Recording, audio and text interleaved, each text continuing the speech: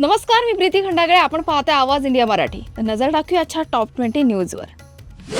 महाराष्ट्रात व्यावसायिक प्रवासी वाहन चालकांसाठी व्यावहारिक मराठी अनिवार्य करण्याच्या प्रस्तावावरून तणाव निर्माण झालाय.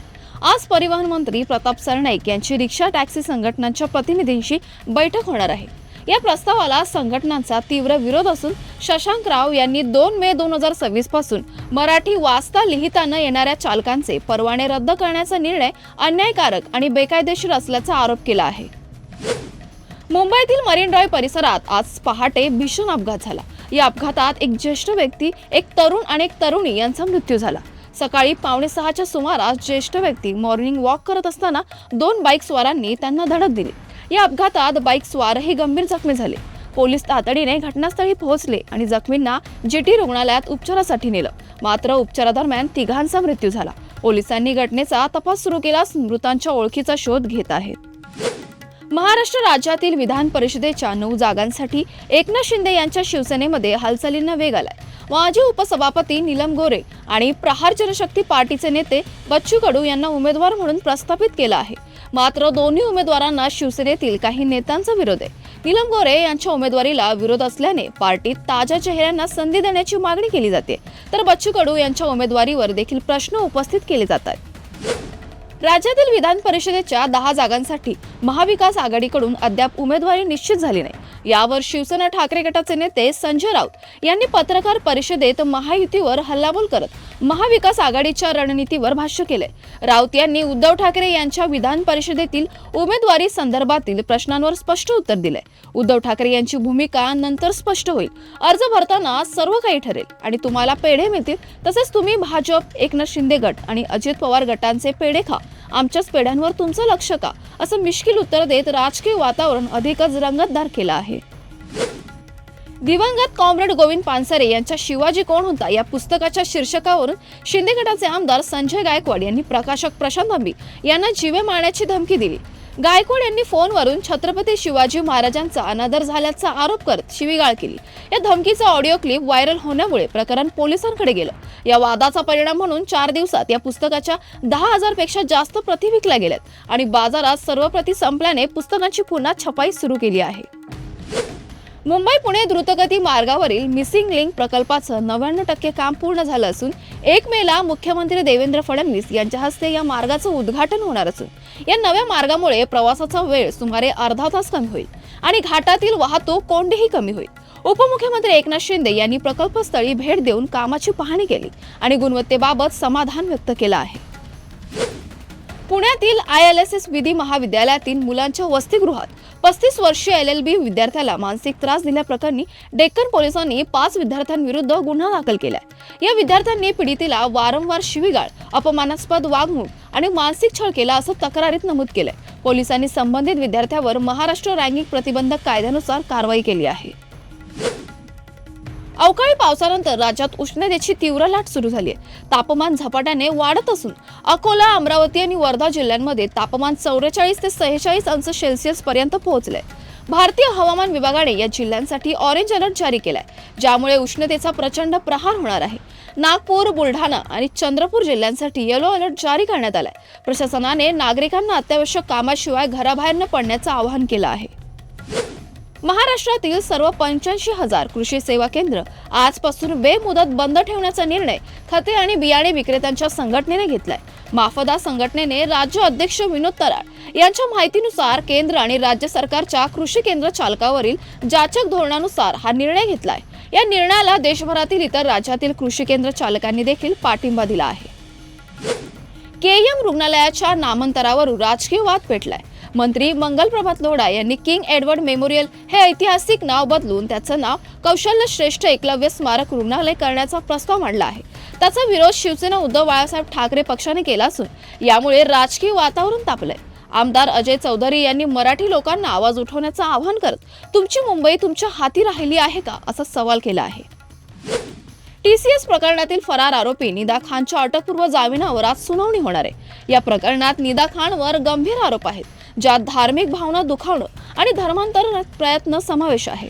गुन्हा दाखल झाल्यापासून ती फरार असून तिने गर्भवती असल्याचं कारण देत न्यायालयात जामिनासाठी अर्ज दाखल केलाय. न्यायालय आज या अर्जावर सुनावणी करणार आहे. नाशिकचा भोंदू बाबा अशोक खरात यांच्या लैंगिक शोषण प्रकरणात नवनवीन माहिती समोर येते।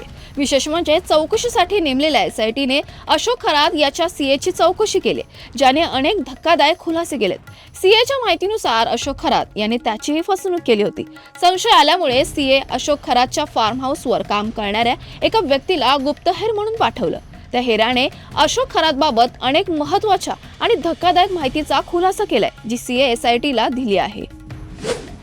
भारत आणि न्यूझीलंड यांच्यातील दीर्घकाळ चर्चेत असलेला मुक्त व्यापार करार अखेर अंतिम टप्प्यात पोहोचला असून ह्या करारावर आज औपचारिकपणे दिल्लीतील भारत मंडपम येथे स्वाक्षरी होणार आहे। या कराराचा मुख्य उद्देश दोन्ही देशांमधील व्यापार वाढवणं आणि पुढील काही वर्षात तो दुप्पट करणं आहे। हा करार भारतीय कंपन्यांना न्यूझीलंडच्या बाजारपेठेत अधिक सुलभ प्रवेश देईल, तसेच पुढील 15 वर्षात सुमारे 20 अब्ज डॉलर पर्यंतची गुंतवणूक भारतात येण्याची शक्यता आहे। स्वाक्षरीच्या वेळी भारताचे वाणिज्य आणि उद्योग मंत्री पियुष गोयल आणि न्यूझीलंडचे व्यापार आणि गुंतवणूक मंत्री टॉड मॅकॉयल उपस्थित राहणार आहेत।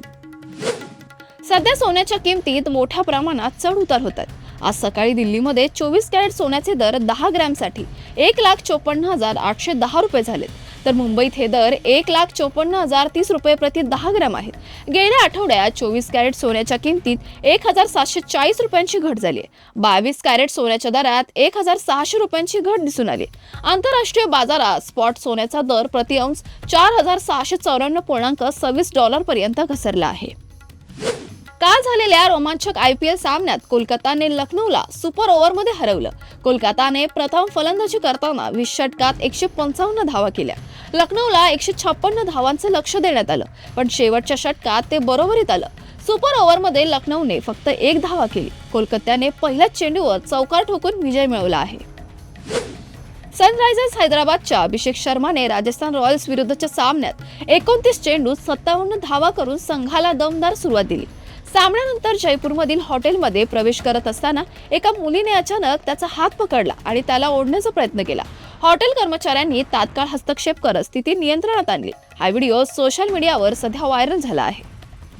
प्रसिद्ध भारतीय छायाचित्रकार रघु राय यांचं काल वयाच्या 83व्या वर्षी निधन झालं। छायाचित्रणाच्या क्षेत्रात अत्यंत प्रभावशाली मानले जाणारे रघु राय आपल्या कलेद्वारे देश विदेशातील महत्त्वाच्या घटना कॅमेऱ्यात कैद करत होते।